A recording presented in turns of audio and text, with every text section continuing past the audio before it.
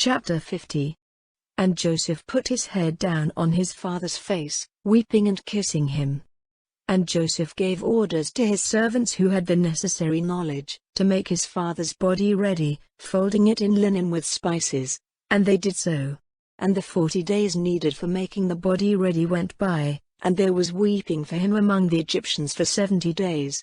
And when the days of weeping for him were past, Joseph said to the servants of Pharaoh, "If now you have love for me, say these words to Pharaoh, my father made me take an oath, saying, when I am dead, put me to rest in the place I have made ready for myself in the land of Canaan. So now let me go and put my father in his last resting place, and I will come back again." And Pharaoh said, "Go up and put your father to rest, as you gave your oath to him." So Joseph went up to put his father in his last resting place, and with him went all the servants of Pharaoh, and the chief men of his house and all the chiefs of the land of Egypt, and all the family of Joseph, and his brothers and his father's people. Only their little ones and their flocks and herds they did not take with them from the land of Goshen.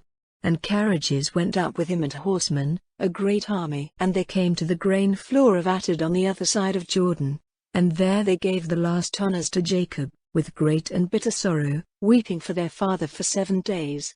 And when the people of the land, the people of Canaan, at the grain floor of Atad, saw their grief, they said, "Great is the grief of the Egyptians." So the place was named Abel Mizraim, on the other side of Jordan. So his sons did as he had given them orders to do, for they took him into the land of Canaan and put him to rest in the hollow rock in the field of Machpelah, which Abraham got with the field, for a resting place, from Ephron the Hittite at Mamre. And when his father had been put to rest, Joseph and his brothers and all who had gone with him, went back to Egypt.